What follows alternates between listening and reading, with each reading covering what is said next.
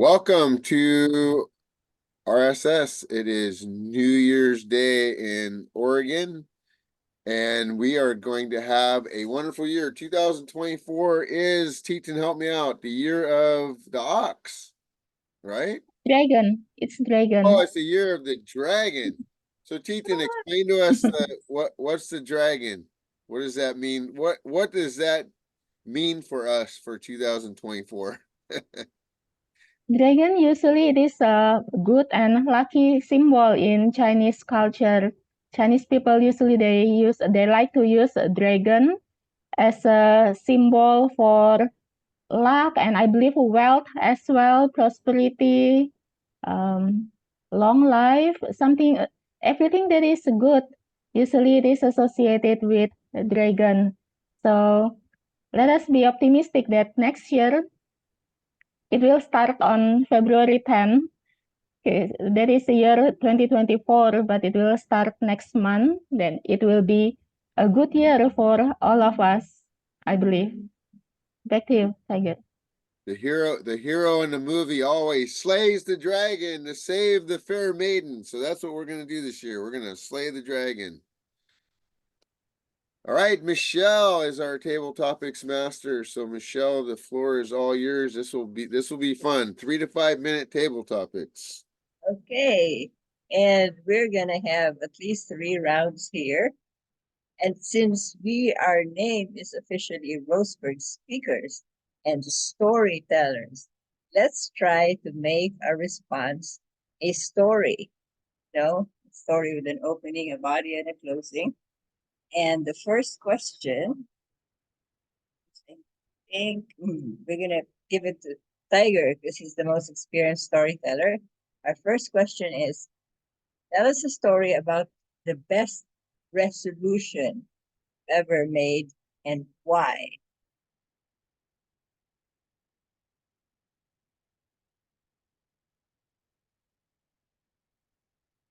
Time is 3 to 5 minutes. Tiger.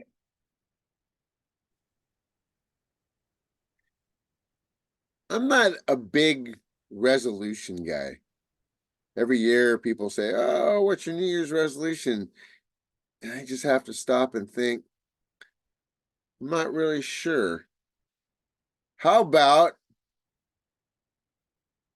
I get good grades this year? Or how about I get to start on a football team?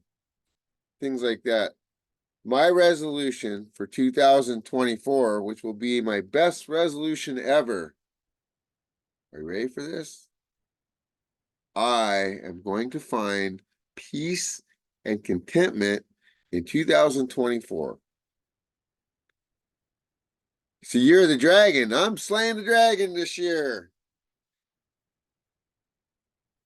You're asking yourself, how does someone go about finding peace and contentment?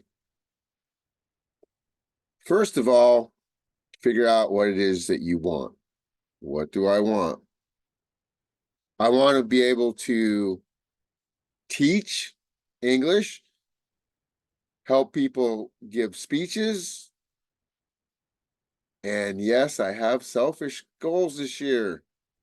Not a resolution, it's a goal. I am going to win the district championship in the speech contest. And I'm going to do that because I'm going to pay Mary, who's going to distribute all that money to all the judges. And so no one will know. And I will be declared the winner. It may cost me my entire savings, and I don't care. These things will keep me focused. Teaching, doing Toastmasters, working on my speeches, these things will keep me focused. I have now recovered from my back surgery, so I can walk. I can ride my bike. However, as you notice, I'm not going to show you what it looks like under there because I was riding my bike the other day. It was wet. I hit my brakes. Ass over tea kettle. First thing they hit was my head, which is probably a good thing because my head's very hard. Went to the hospital. They did a concussion, did a scan, make sure there's no serious bruising in my brain. I'm totally okay. Just got a nice headache. So riding my bike, I am going to do when it's dry. Walking, I will do rain or shine. I am going to have a great year. This year is going to be a wonderful year. It started out, well, it's starting out perfect.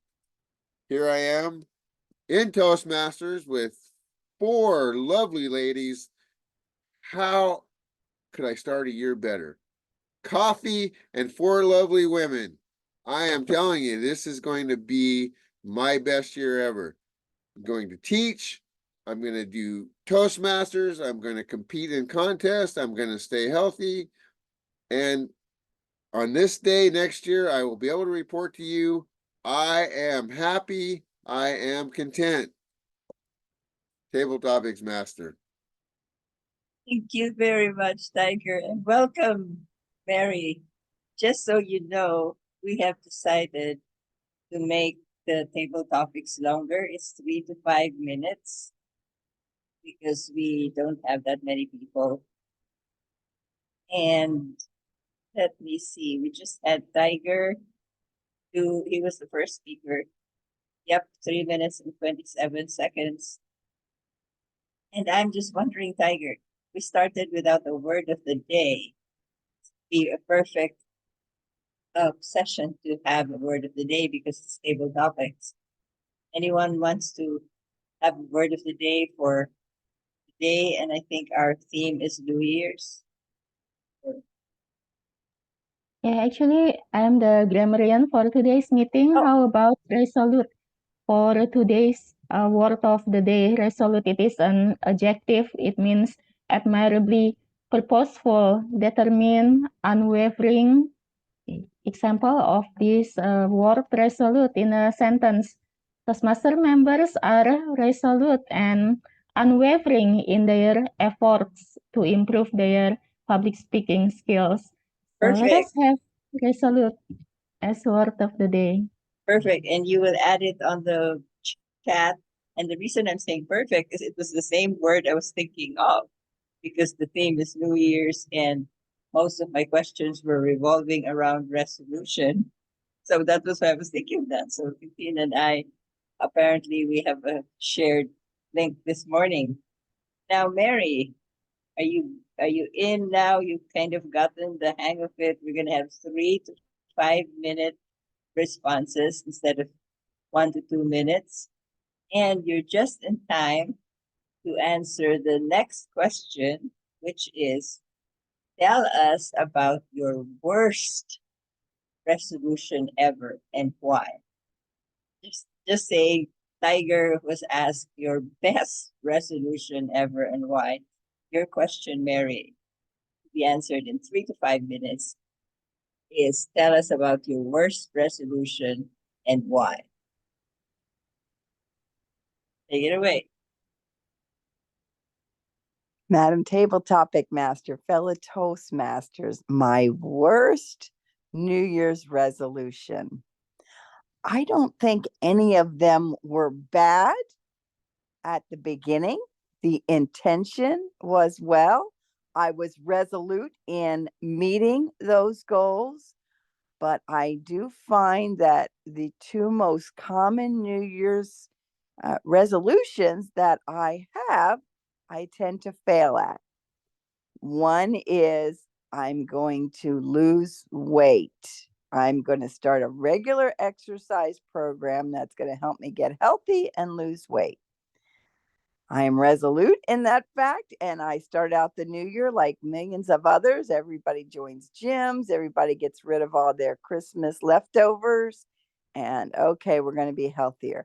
And it usually lasts anywhere from 1 week to a month, but I can't say that I've ever had a long-term weight loss goal that I met. Sorry, somebody's texting me. I say I can't talk now. Then the second one is always a common one that I do. Again, I'm resolute in meeting my goal to get organized, get rid of my clutter. I say every year I need to downsize. There's stuff in drawers and cabinets and bins of clothes that I haven't worn. And I similarly start the process, but invariably all I seem to do is move it from one place to another. My organization seems just to reshuffle my clutter instead of downsizing. So those were the two that, even though the intentions are good, they're the worst goals because I never ever meet my New Year's resolution. That being said, it's on the list again for 2024. Get healthy, lose weight, and get rid of my clutter. Back to you, Madam Table Topics Master. Okay, and if this were a contest, you would be disqualified for undertime. Do you want to reach the minimum green? Oh, 224. That's okay. I can't think of any.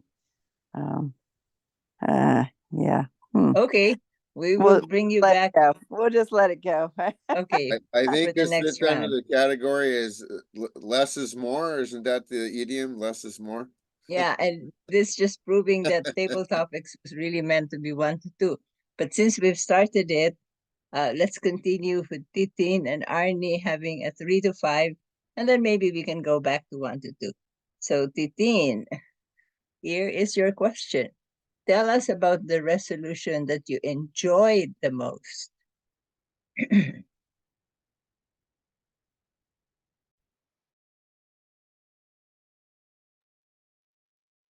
The resolution that I enjoyed the most, actually, my New Year's resolution is to drop my bad habits, such as being a procrastinator. However, I believe that no one likes a quitter. So I do not quit this bad habit of being a procrastinator even until today. Actually, tomorrow I have some tasks to do, but I'm not very much prepared for that. So I believe that I am not a quitter in quitting my bad habit as a procrastinator. The New Year's resolution that I enjoyed the best so far will be quitting my bad habit. The bad habit that I would like to quit until today will be to do tasks quickly, because I think that sometimes I need time or I need my good mood to do my task or anything that is assigned to me, which I think sometimes it is not good because I will take quite a long time to finish just one simple task which can be done supposedly in a short period of time. But because I need to accumulate the good mood, then it might take morning until afternoon or perhaps evening time for me to start doing this simple task, like sending messages to the parents of my students telling them that the class will resume tomorrow. So that is the thing that just happened to me. I was supposed to do it yesterday, but I postponed it until today. And even today, I did it just in the evening time. So the thing that I would like to stop this year, in the year 2024, will be to quit my bad habit of procrastinating. And I believe that if I can do this, then I will enjoy my life better, because I can do things effectively, efficiently, and I will feel happy with myself being able to do things very efficiently. No need to wait until the right time. And let me tell you one secret that I never tell to anyone. sometimes I will just wait until the lucky or the good time according to Chinese Feng Shui to do an important task.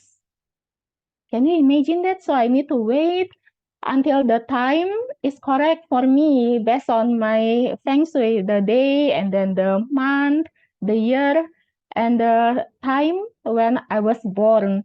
So they have this calculation on computing what is the best time for me to do a task. And can you guess what is the best time? It is 11 p.m. until 1 a.m. So how should I wait? Every time I need to do an important task, I need to wait until 11 p.m. to do that task. That will be difficult.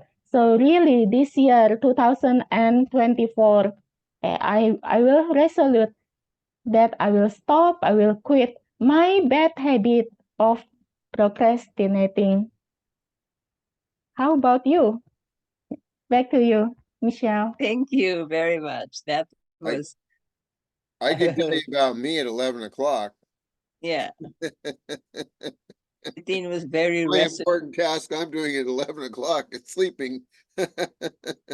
Okay, now we have one more person to answer the 3 to 5 minute table topics, and then after that, let's review if we want to continue with 3 to 5, maybe not. But for now, let's ask Arnie to tell us about the most difficult resolution you ever made. Arnie, tell us about the most difficult resolution you ever made. And I can time you if you want to focus on speaking. Take it away, It's Arnie. okay. I can time it. Okay. Thank you, Madam Table Topic Master. The most difficult Want to take resolution. away? Do you want to take away your so we can see you? Oh, but I will be so white if it's okay. All right. The most difficult resolution is I'm more like Tiger that I'm not into resolution. I do not set yearly resolution. I'm more into daily resolution. And every day I will set that, like today I have to do this and this and this. I have to do, for example, I have to do the laundry and the cooking and also prepare the lunchbox for my kiddos. So tomorrow, if they go to school, it will be easier for me to prepare for breakfast and their lunchbox because I already prepared it earlier. So if this day I can achieve that I have done the laundry and all the tasks is done, I will be happy because in the past I used to try to make a yearly resolution. Oh, this year I want to do a diet like Mary, or I want to stop to procrastinate like Toastmaster Titin. But then I noticed that long-term goal is hard to be achieved by me.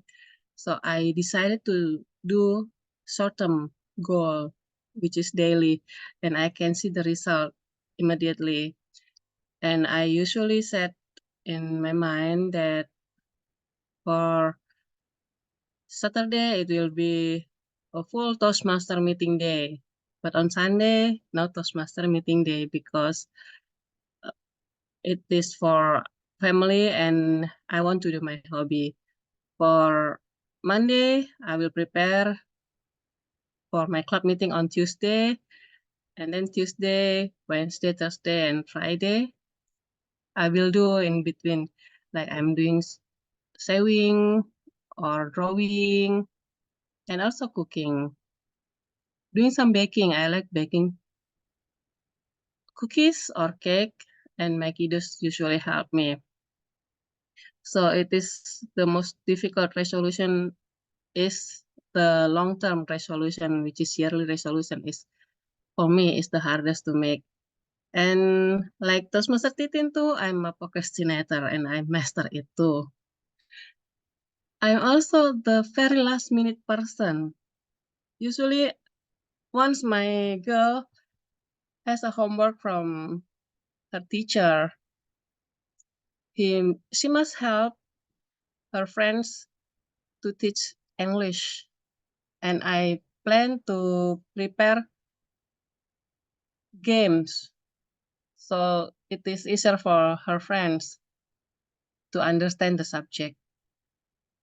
But since I'm the very last minute person, there was no idea come to my mind until the very last minute, while my daughter, she's a very well prepared person. She must prepare everything in advance. If the homework must be sent on Tuesday, she got the homework on previous Monday, she will do it immediately. While me, I will not do it until yesterday. So if I have the job, like, this is really bad, actually. This is really bad because, like, our club meeting is tomorrow, Tuesday, and I haven't done anything, and I'm the VPE. Shh, don't tell anyone, please. But I will do my best, and I will try my best to make everything set on time, even though I did in the very, very last minute. And usually ideas come rushing to my head when it is already in the very last minute time. It's really bad, but I'm trying to reduce it, and it is a daily goal. So, Michelle, the most difficult resolution I've ever made is the yearly resolution. A long-term goal is not my style, so I will set it to a daily goal. Thank you. Back to you, Michelle. Thank you very much. That was fun. Okay, now since obviously we cannot ask Yudli to participate, we have already asked all our speakers. I was wondering if instead of Michelle, I was going to ask you one. There we go. oh, Good okay. topic. Well, I Thank was you. either going to answer that or I was going to ask if you wanted to have an impromptu story. I can answer a resolution also. Then the next round would be, I was wondering if you wanted to have impromptu storytelling. But anyway, okay, which question do you want? Or what Okay, question do I you have one for you. Some people do not believe in New Year's resolutions. Tell us the pros and cons of having New Year's resolutions. If you don't like that, you can choose one of the others that you had in mind. Okay, we will do that. And since everybody else had to do 3 to 5, we'll also do 3 to 5 for that. The pros and cons of New Year's resolutions. I was listening to all of your responses, and I couldn't help agreeing with most of them or relating to most of them. I am also a supreme or a very, what do you call that, dyed in the wool procrastinator. In fact, I was going to start a Procrastinators International club, but I put it off. Like you're supposed to laugh. Yeah, Mary got that. However, I believe that there are several benefits or pros of having New Year's resolutions. For one, you can start a point of reckoning. And New Year is a good place to start, or your birthday, or something that's a milestone. So having a start means you have a way of measuring, or you start and then you can measure your progress, and then you can see how you're doing with your milestones. And for most people, seeing that progress helps them to stay on track. That's why marathons are so popular, or 5K or whatever. They're so popular because you have a measurement. Second is okay. Maybe you will not achieve it fully but at least you might make some progress. Like, again, one of the most common resolutions is losing weight. At least maybe if you don't lose the 10 or 20 or whatever number you had aimed for, if you are resolute with pursuing that resolution, you might still lose maybe half of it or a quarter. And that's better than nothing. I see going to Anytime Fitness, they have a poster on the wall that says whether it's 10 minutes or 10 miles, you still should congratulate yourself. And a third benefit of having resolutions is you can have fun, because oftentimes you don't just do your resolution on your own. You share it with people, you share it with your friends, and then they can cheer you on. So it becomes a group effort, and that's something worth celebrating at the end of a milestone. Now, having said that, there are also several cons or disadvantages to New Year's resolutions.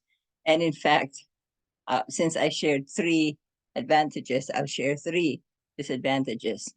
One is that people may become not really burned out, but disappointed or demoralized if they set the resolution too high and then they can't achieve it.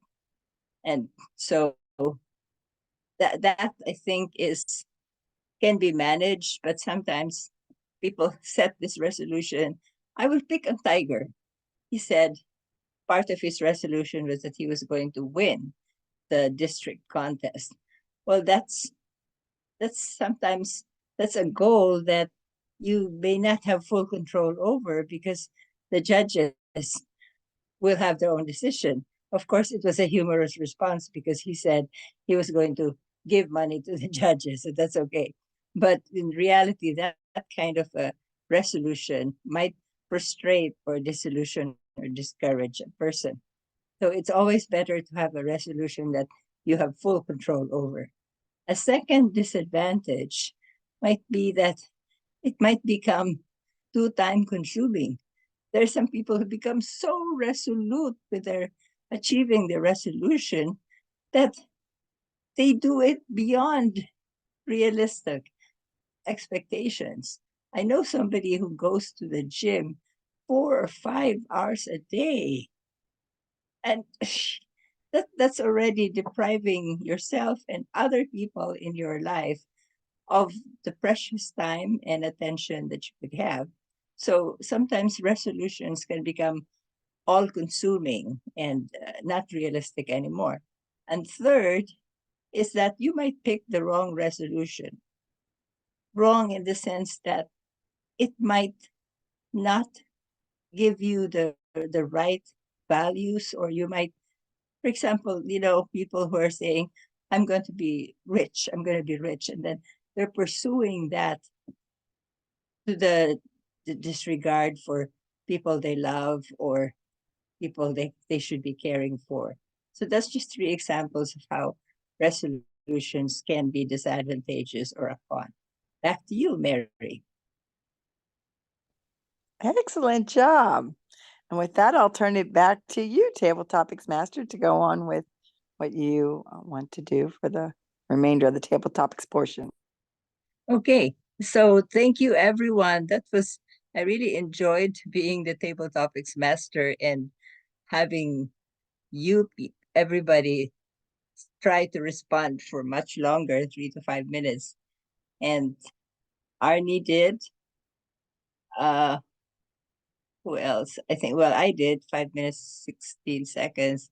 I think Tiger did. And Titin just, what did Titin? Oh yeah, Titin also did. So, okay. Now, Well, this is a first that I would be under time, believe me. yeah, we should. Yeah, it is hard because our brain automatically starts wrapping up as we approach 2 minutes and realize you haven't even hit the green yet.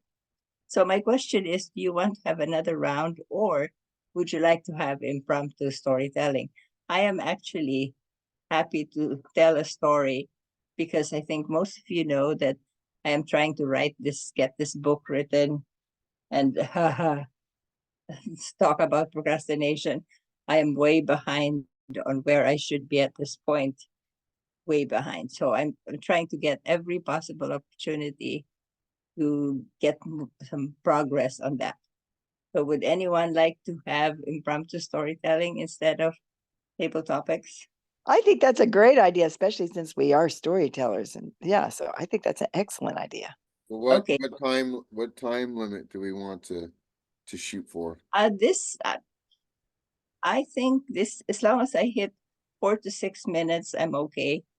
Who knows, because I'm still thinking, I'm still developing it in my head. I might end up needing the entire 5 to 7, but 4 to 6 will be fine for timing.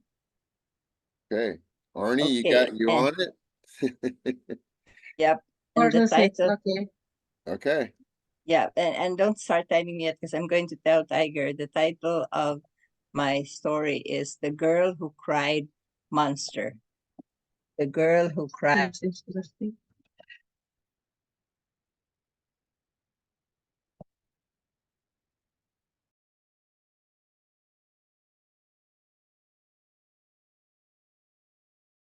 You mute, Michelle? go ahead, Michelle. The girl who cried monster. Michelle, Abba, Lynn.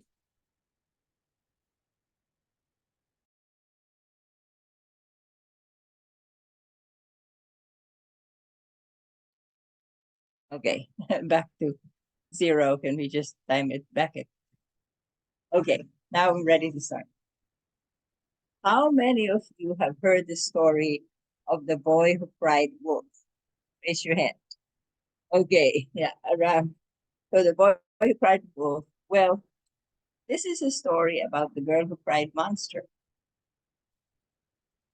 When I was a child, very small child, definitely before I went to school, so that was probably around 2 to 3, barely able to talk, maybe 3 to 4 years of age, I saw monsters.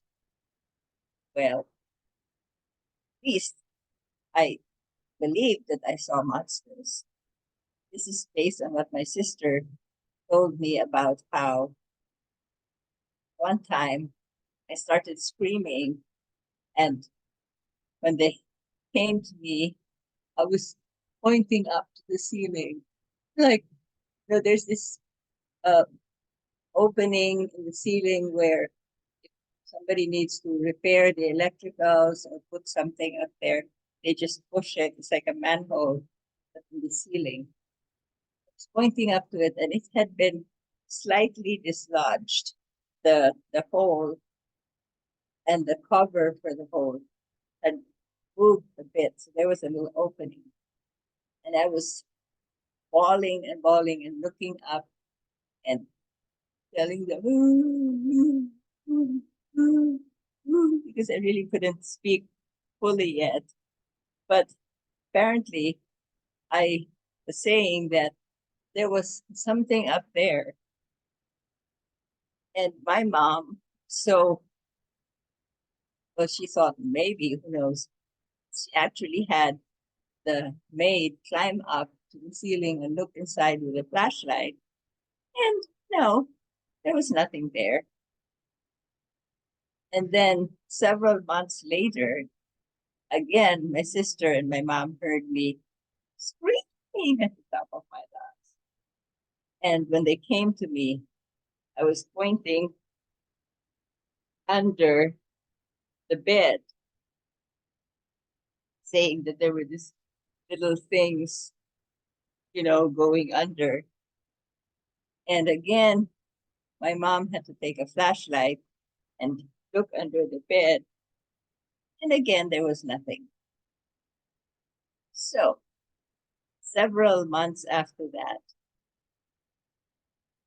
my mom left us, both my sister and I left us at home, and she went to do some shopping because we needed some new clothes, and socks and underwear for kids. Went shopping. And we were just staying at home and just No, nothing special. And our house had a front door and a back door. And usually the people would come in through the back door. The front door was usually not used. It was like the door for visitors. Anyway, when my mom came home, she came in through the back door. She called us to the table and was giving us our stuff. She told me, okay, put this in your cabinet. And by this time, I was probably I could speak. He's probably I was around 4 years old. So I walked, I carried my stuff, the new clothes that my mom had bought, and went into our bedroom. As I went into our bedroom, go to the cabinet. Beside the cabinet, my cabinet was about my height. I was about maybe 4 feet or 3.5 feet. Beside the cabinet, there was a face staring at me with some dirt.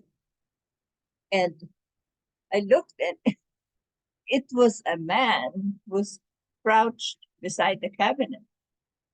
And I stared right into his eyes and he looked at me and said, and I, I backed out slowly out of the room. And I had this habit of putting my finger in my mouth. So I went out and said to my mom, there's a monster in my bedroom. And looking back, I think I used the word monster because he looked very ugly. So he was a monster as far as I was concerned. And my mom and my sister said, there you go again. Not this time. Go back and put your things in the bedroom. So I took my clothes again and walked back into the bedroom. And he was still there. And I looked at him and he looked at me.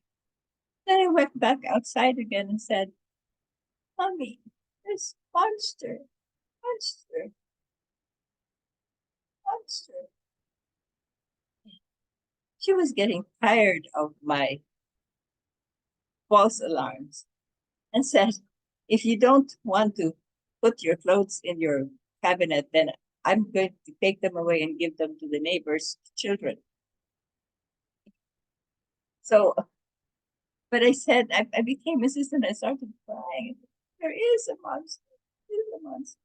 So she finally came in with me, but there was no one beside the cabinet. So it looked like I was, again, having a false alarm. And my mom was actually about to give me a whack when suddenly my sister screamed because in her bedroom, which was connecting to mine, there was a man crawling on the floor. And true enough, he was whether he was a burglar or whatever, we don't know. But my mom screamed so loud that the neighbors came and they caught him and they called the cops. And I think the cops beat him up a bit. I'm sorry. But so that was my experience of the crying monster. And it turned out that the final one, there was really someone who was not necessarily a monster, but somebody who broke into our home and probably from the front door. Next time, be sure that you don't have alarms unless it's real. Otherwise, people might not. Back to you, Mr. Toastmaster.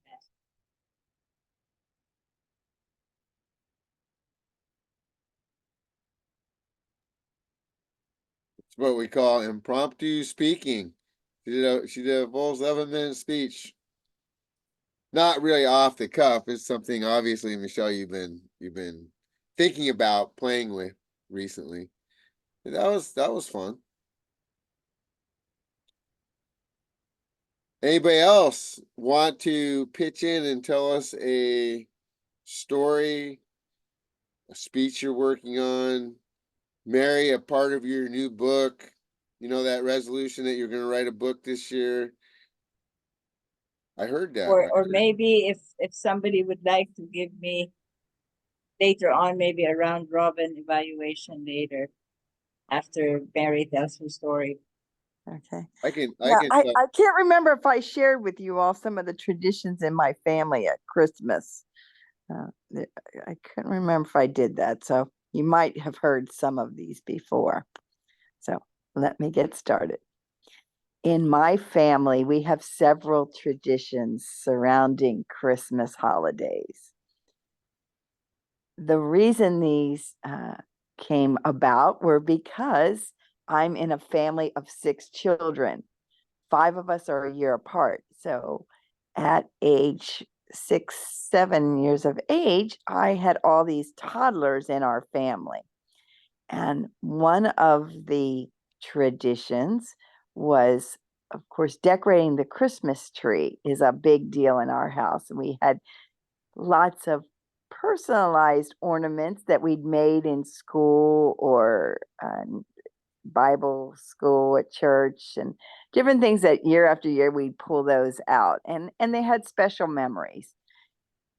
And as most children that decorate a Christmas tree tend to do, they tend to put them all in the front of the tree, all on one side, and they tend to be low where they can reach them. So your tree is very unsteady. And these are real trees. Back in the day, there wasn't artificial trees. So we would decorate our trees, and my mom would try to move stuff around a little bit to make it a little more even. But between the large amount of ornaments on one side of the tree and having toddlers crawling underneath of it, it was a regular occurrence for several years that the Christmas tree would fall down right in the middle of the floor. So my father put 2 nails on the wall that became the Christmas tree nails, that we would literally put a rope from one nail to the other to tie the tree up against the wall so that it would not fall over because the unbalanced ornaments and little children crawling underneath. So until we sold that house, there were still, or remodeled the house, there were nail holes for the Christmas tree nails. That was one tradition that our family had. 2, there was also a tradition that we each bought for each other. Now, with 6 kids, so you had 5 brothers and sisters, you were given $5 to buy your brothers, and me being the only sister, gifts. And there's not a whole lot you could buy for $5, though there was a lot more back in the 60s than you could now. But you could go to a nickel and dime store and you could find things for less than $1 or up to $1 per person. A common one was buying, they're called tube socks. They were white socks with stripes along the top. And you could get 3 pairs of socks for $1.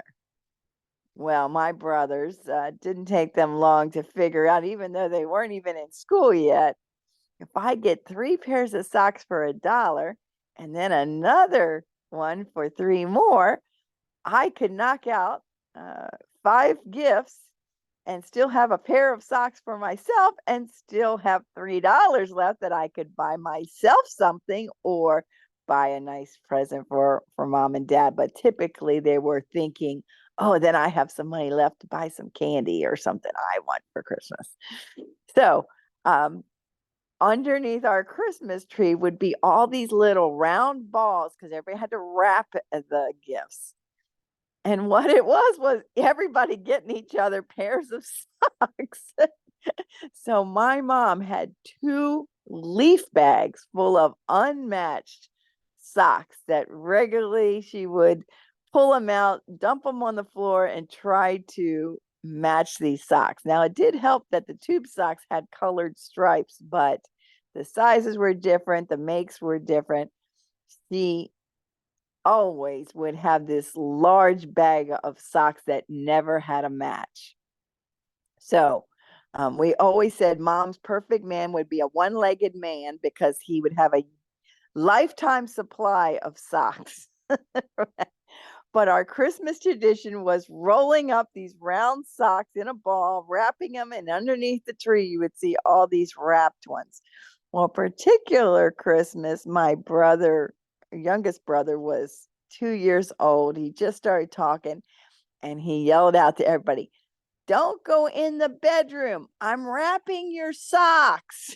So we had to pretend we didn't know what our Christmas present was, but it was socks.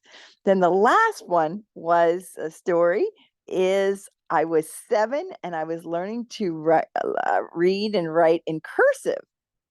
So I decided to get up before my mom and dad and all the kids were awake. I'll pass out the presents. And so I passed out all the presents with what I thought was the right name. And we started opening jams and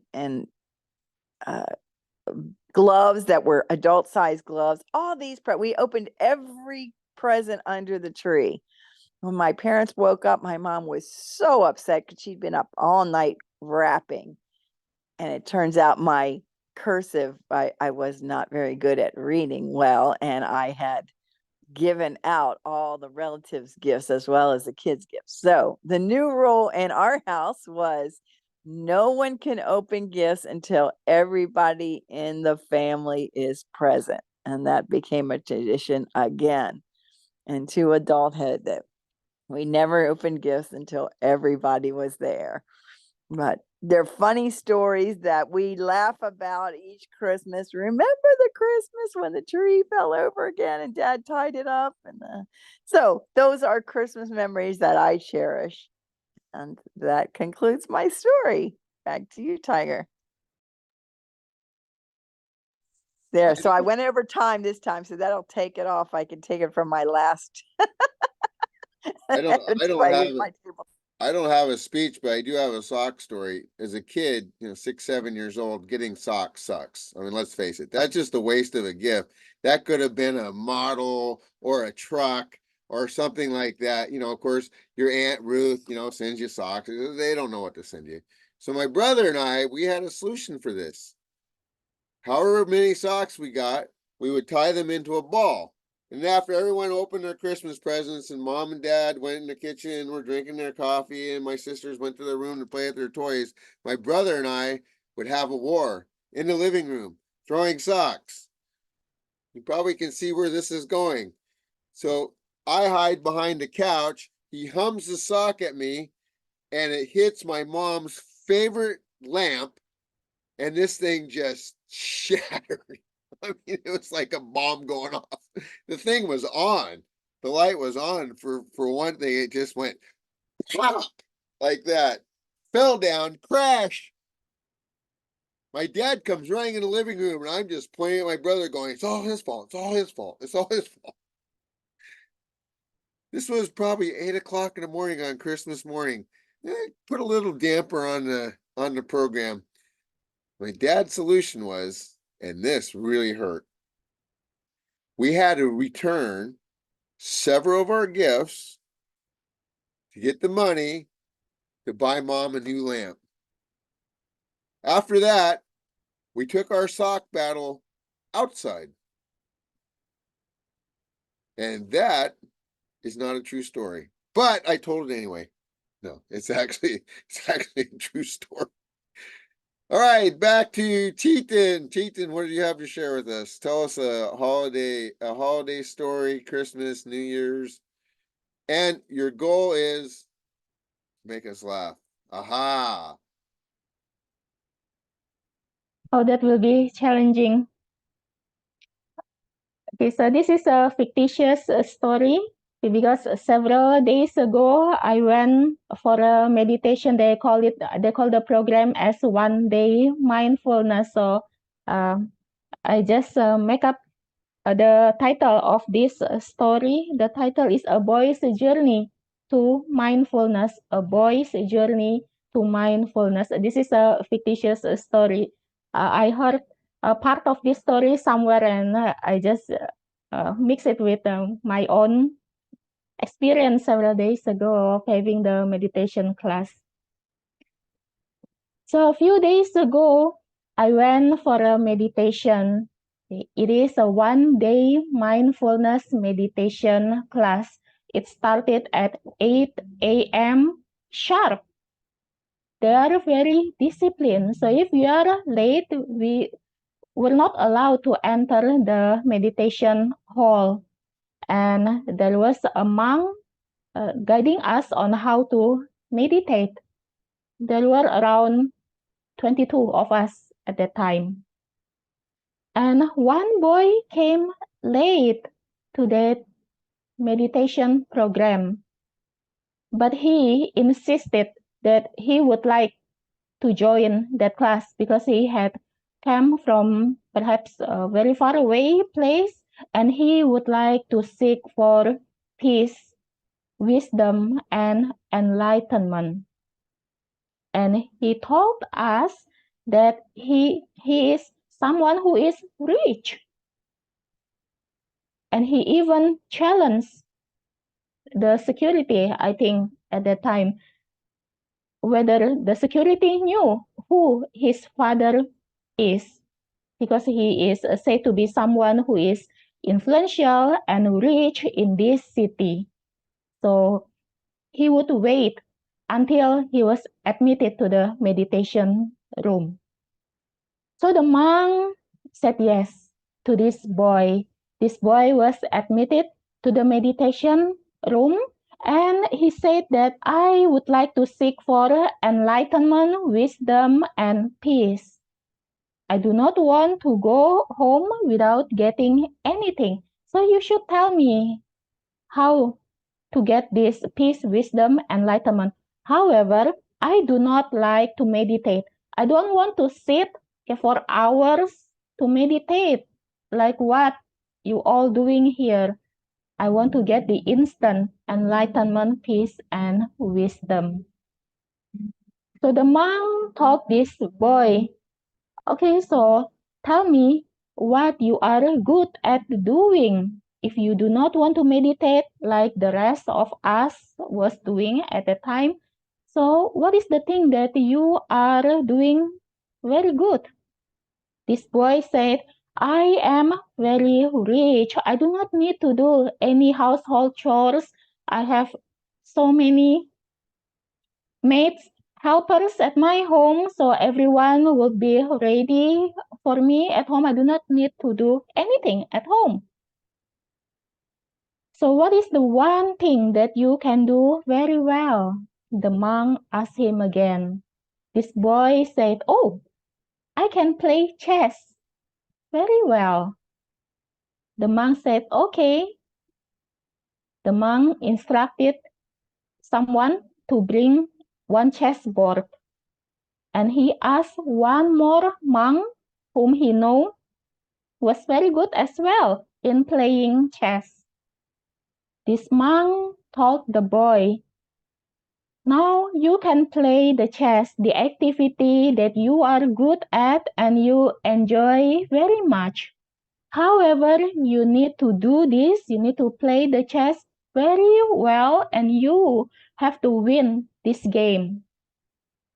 Unless if you lose this chess game, I will cut your head. I will kill you.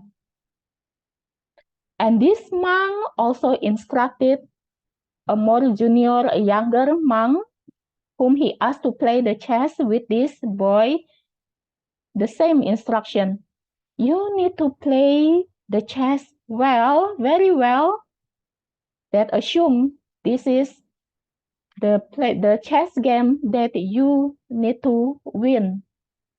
Unless if you lose this chess game, I will cut your head. I will kill you. So same instructions were given to both of these, the boy and then the monk. So they started to make silly movement because they were so nervous. They were afraid of the punishment from the senior monk that they would be killed if they lose the game. And because they were very nervous, this boy was making a wrong movement that guarantee he would lose. in this chess game. The senior monk see how nervous this boy was and the movement that he made that guaranteed that he would definitely lose this chess game. The senior monk quickly flipped around the chessboard so that no one would win or lose this game. The board was messy all over the floor, and now it is the time then the senior monk told the boy, now you have experienced how to concentrate and focus on one thing very well. So that is the thing that we here call as being mindful. Or if I may borrow Tiger's speech, that is to put your heart into whatever you are doing. And now you have experienced that by yourself. You do not need to meditate all day long to experience the mindfulness, being focused and concentrate on what you are doing. And now you need to apply this, being mindful and put your heart into whatever you are doing, like what you did just now when you play the chess. Put your heart and be mindful in what you are doing, any activity that you are doing. And I believe that the boy got his lesson and he was not arrogant anymore because of the experience that he learned, all the silly movement that he made, because he claimed that he was very good at playing chess. So be mindful and of course to put your heart into whatever you are doing. So now I'm stealing the message of Tiger's speech. And I believe I did not make you laugh because this is quite a serious story. Thank you. Back to you, Tiger. You made me laugh by not making me laugh.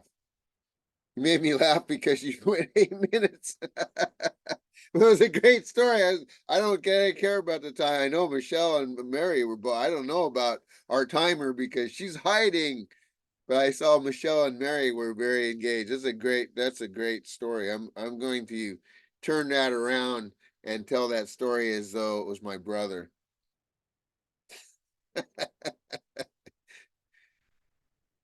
Arnie, do you have a story you'd like to share with us? It doesn't have to be 5 minutes, but do you have a short story you'd like to share with us? I'm not a good storyteller, so I prefer to listen. Not a good storyteller.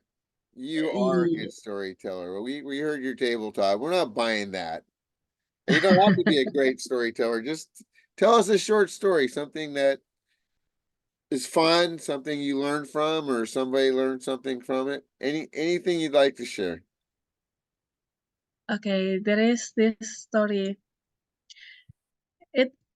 The story belongs to my friend. She lived in a village. It was happening when she was a teenager. This friend of mine has the ability to see the other creature that is not real, our other neighbor from the other world. So that day in the village where she lived, when they have an event or a celebration like a wedding, or we yes let's use the wedding for example, that one of her family had a wedding, would get married. So we have tradition here in Indonesia in the village.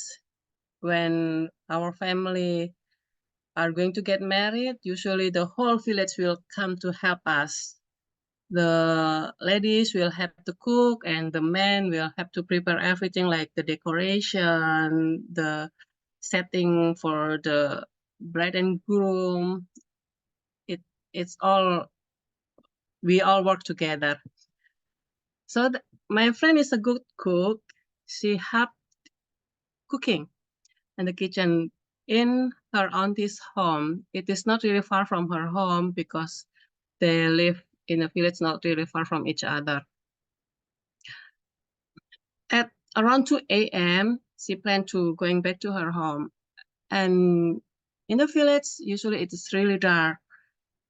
They don't have the light lamp, the, what do you call the lamp on the sidewalk? They don't have that. So it was dark, but she knows the way. So, and then she walked home, and around the corner, behind the grasses near a tree, she saw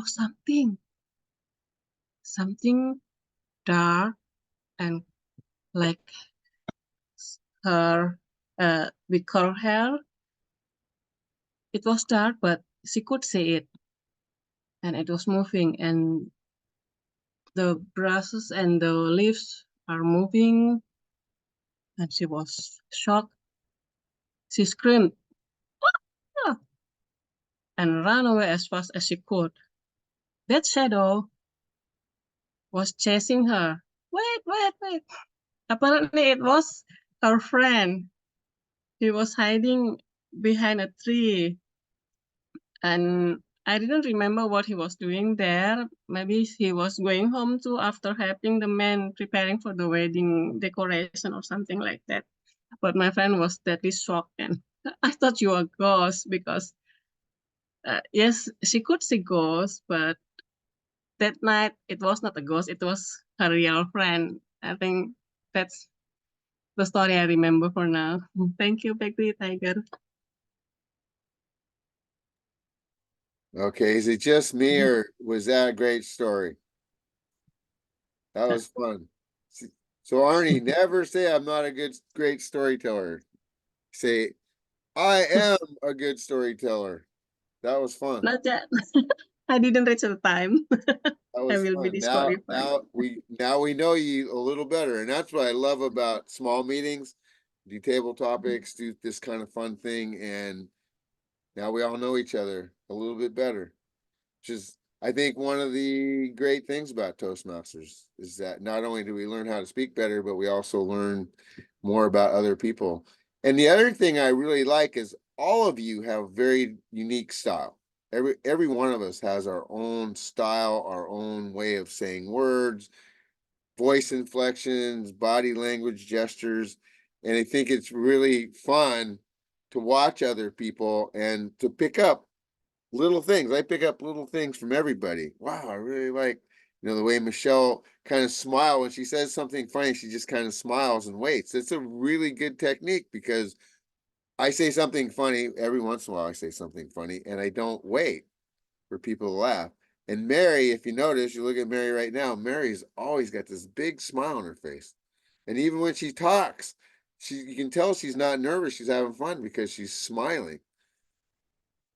And Teton, did you guys notice Teton today? The way she told her story, she was very relaxed. She's come a long way with this storytelling. She did a story off the cuff, as we say. I mean, this is a story that she knows, but still, she didn't rehearse this. She spoke for over 7 minutes. That is awesome. And Arnie, that was great story. I loved it. That was really fun. So this was a great meeting. Does anyone have anything to add before we go ahead and figure out who's doing what next week? Well, I would like to have a quick round robin, just comments on the story, just 1 or 2 lines, if there's time for that. Okay, Mary, you want to go ahead and give Michelle a little bit of feedback? Isn't that terrible? The time went. I can't think. Wait a second. Can someone else? Does everybody give me a minute? And if someone else has a suggestion.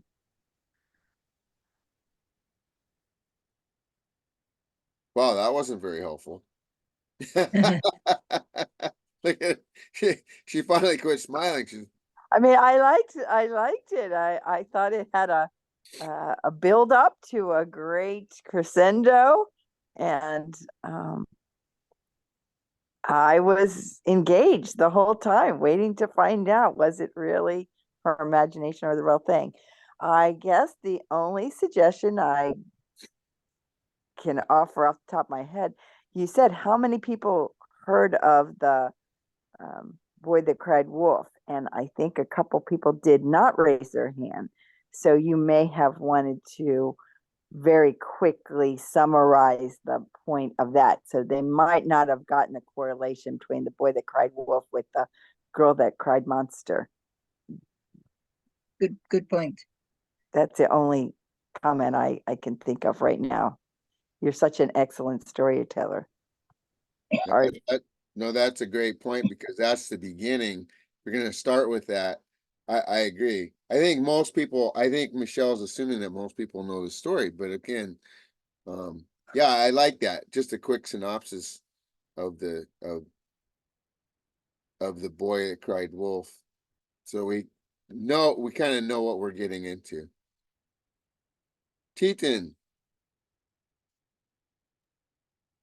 Yeah, actually, I was amazed by Michelle's storytelling about the girls that cried monster. I think that the facial expression, it was very good, and also the vocal variety, and it was very good. And yes, I think I can learn something from your story, your interesting story, the humor that you put there, especially the facial expression and the body language that you put in your speech. And for now, I cannot think of any suggestion that I can give to Michelle. Teton's just too nice. I've been working on her, but we're not there yet. She's still too nice. Just kidding. Arnie, any feedback for Michelle? It was a wonderful story. I almost forget to thank Michelle because I enjoyed the story. What I noticed, maybe because I timed her, so at the end you was rushing.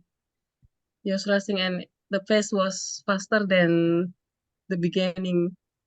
Maybe because you noticed that it is almost red, already yellow, and then red, and you try to finish the story before you went over time. But all in all, it was a great story. Thank you. And my comment would be embellish. Like with your mom, I mean, really get your mom, change your voice, look down, have your mom looking down at you, really getting frustrated, just, oh my God, really get into it. And then your sister, when she sees this monster, I mean, she should be screaming, to say she was screaming, oh my God, there's a monster in my something. I mean, really have fun because the story has a lot of opportunities to be more fun. And even you, when you come out, to tell your mom, no, really, I mean, really get into that, really embellish and have a little more fun with it. Take the energy up because it's a great story and it's obviously a true story. But no problem with embellish. You know me, I tell quote unquote true stories, but I always embellish. And so just with the vocal variety, really, really get into it. Have fun with it. Just really get people's attention. Because Thank you, everyone. I just looked at the time and I realized we only have 3 minutes before we're supposed to adjourn. So thank you so much. The challenge is going to be, this is not a speech. This is going to be part of the stories I'm writing for my book. So that's going to be the challenge. But anyway, thank you very much for the time. Back to you, Tiger. okay. Well, let's go ahead and end our meeting unless anyone else has anything to add, but please stick around just for a minute so we can get at least 5 roles filled for our next meeting. And Tintin did the Udly. Did you were you able to get a report or Oh, whatever? Udly. Yeah, let's see what Udly has to say. Thank you, Mary. Do you want me to continue the recording? Yeah, go ahead. Go ahead and keep the recording going. Let's see what Udly has to say. Yes, okay. So for this meeting today, all speakers, we had this still fewer than 4% of the filler words from our speeches. So I believe that it is still very good, less than 4%. We had this 48 27 okay, 12 you know, 11 like, 11 oh, 9 and 1 Perhaps you would like to break it down individually. Let's say, who would like to try? Perhaps me.